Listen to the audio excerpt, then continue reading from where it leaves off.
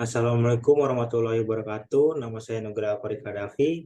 Kali ini saya akan mempresentasikan mata kuliah Big Data ujian akhir semester.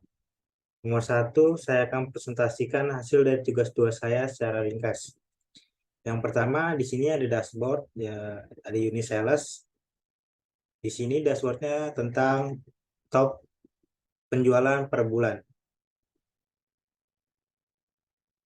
Di sini ada bulan Januari sebesar 1.965 dan total profit.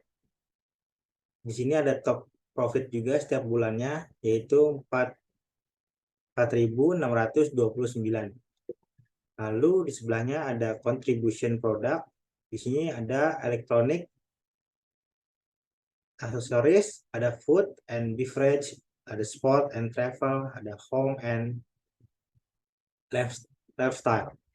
Di sini bisa diklik, lalu muncul 16,7 sport and travelnya. Lalu di sini ada food and beverage-nya 17%. Lalu di sini ada elektronik 17%,62. Lalu di sini bisa diklik lagi.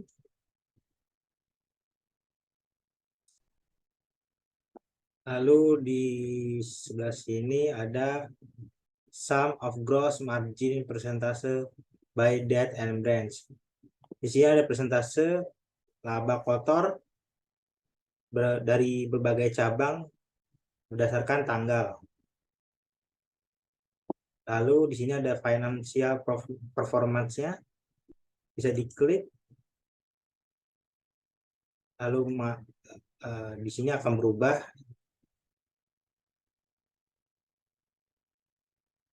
Lalu kalau kita klik lagi sport and travel di sini, maka di sini akan berubah juga. Kita klik electronic accessories, maka di sini akan berubah juga. Top amount-nya menjadi 333 dan total profit-nya top amount-nya top penjualan per bulannya menjadi 2.587.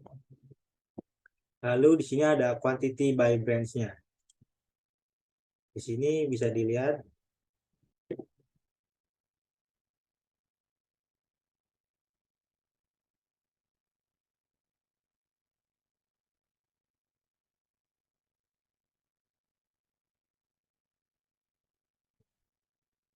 nah, di cabang C rata-rata kuantitasnya adalah 1.831.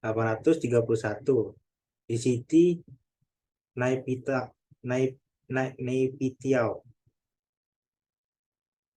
Lalu nomor 2 saya akan presentasikan apa manfaat bisnis intelijen di dalam Big Data.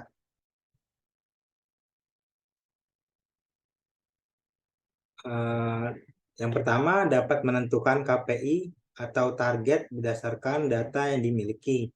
Yang kedua, memonitor kinerja dan mengidentifikasi masalah yang dihadapi perusahaan. Yang ketiga, dan membaca dan menafsirkan data untuk membantu perusahaan dalam membuat keputusan. Selanjutnya ada menganalisis tren pasar secara real time. Selanjutnya ada menganalisis perilaku konsumen. Lalu ada menggali sumber data yang dimiliki secara mendetail. Selanjutnya ada menyediakan data secara real time. Selanjutnya ada sistem bisnis intelijen menyediakan data secara real time setiap saat.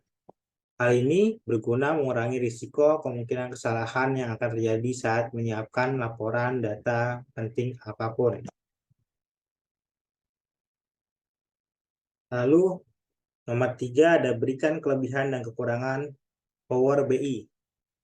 Kelebihan Power BI sendiri yang pertama ialah mendukung berbagai data source, relational database, NoSQL database, multidimensional database, big data platform, file data source, Excel, CSV, TXT, JSON, PDF, MDB, TableView. Lalu selanjutnya ada visualisasi data yang menakjubkan. Kemampuan visualisasi yang tak tertandingi adalah keunggulan utama TableView. Dengan menggunakan teknologi visualisasi yang unik, kita dapat dengan cepat menganalisa data dengan cara mengekspresikan hasil analisa dengan menggunakan warna bentuk, dan ukuran. Selanjutnya ada data entry yang cerdas, mudah untuk membuat laporan kompleks. Lalu ada kelemahan Power BI.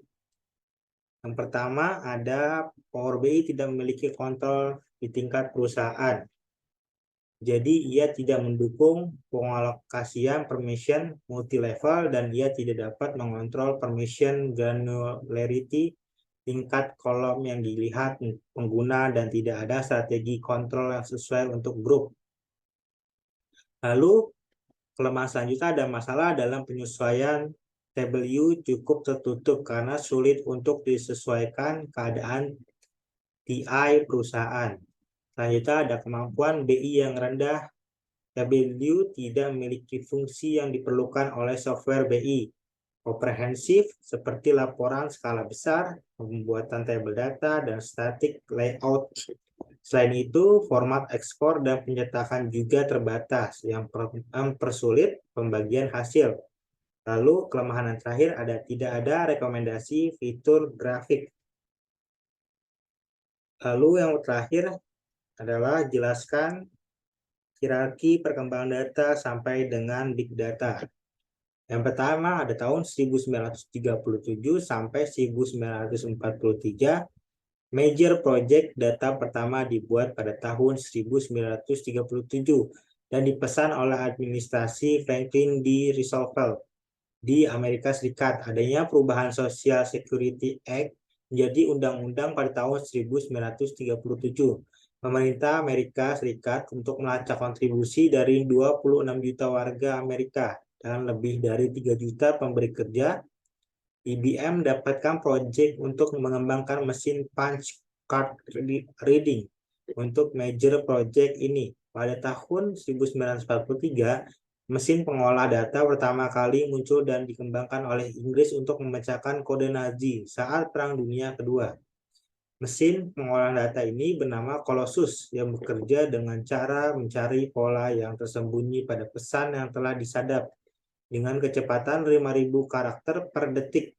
Mesin ini berhasil membantu tentara Inggris untuk membaca sandi yang awalnya berminggu-minggu menjadi hitungan jam.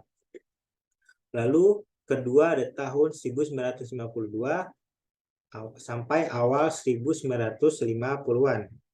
Pada tahun 1952, National Security Agency atau NSA dibentuk untuk mempekerjakan lebih dari 12.000 ahli kriptografi untuk mengumpulkan dan memproses sinyal intelijen secara otomatis saat Cold War terjadi pada tahun 1965. Pemerintah US memutuskan untuk membangun pusat data pertama yang dapat menyimpan lebih dari 742 juta pengembalian pajak dan 175 juta sidik jari dengan mentransfer semua catatan tersebut ke dalam pita komputer magnetik yang disimpan di satu lokasi. Walaupun pada akhirnya proyek ini dihentikan, namun pusat data ini menjadi cikal bakal penyimpanan data elektronik. Pada tahun 1989, Tim Berners-Lee, seorang komputer scientist, menemukan World Wide Web yang digunakan hingga sekarang, dan pada tahun 90-an, produksi data sudah mulai meningkat karena semakin banyak perangkat yang terhubung ke internet. Lalu yang selanjutnya ada tahun 2005 sampai 2009. Pada tahun 2005, Rogers, Mougales, dan O'Reilly Media menciptakan istilah Big Data untuk pertama kalinya. Tepat setahun setelah mereka menciptakan istilah Web 2.0, istilah Big Data ini mengacu pada kumpulan data besar yang hampir tidak mungkin dikelola dan diproses menggunakan tools intelijen bisnis tradisional. Pada tahun yang sama, Hadoop yang dibangun di atas Google Map Reduce diciptakan oleh Yahoo. Tujuan dari Hadoop adalah untuk mengindeks seluruh World Wide Web. Hingga saat ini, Hadoop masih digunakan. Pada tahun 2009, pemerintah India memutuskan untuk melakukan scan iris mata, sidik jari, dan foto pada 1,2 miliar penduduk India. Semua data ini disimpan dalam database biometrik terbesar di dunia. Lalu yang terakhir ada tahun 2010 sampai sekarang. Pada tahun 2010, Eric Schmidt di Technology Conference di Lake Tahoe, California menyatakan bahwa ada 5 exabyte informasi yang diciptakan oleh seluruh dunia di awal peradaban hingga tahun 2003. Pada saat itu, jumlah yang sama dibuat setiap 2 hari. Pada tahun 2011, Mike Kensi menyatakan bahwa pada tahun 2018 US akan kekurangan 140.000 hingga 190.000 data saintis serta 1,5 juta pengolah data. Dalam beberapa tahun terakhir, banyak muncul startup big data dan semuanya mencoba membantu berbagai perusahaan untuk menangani big data. Walaupun sudah mulai banyak dimanfaatkan, namun revolusi big data diprediksi akan terus berlangsung di tahun-tahun mendatang. Sekian jawaban dari saya, kurang lebih mohon maaf. Wassalamualaikum warahmatullahi wabarakatuh.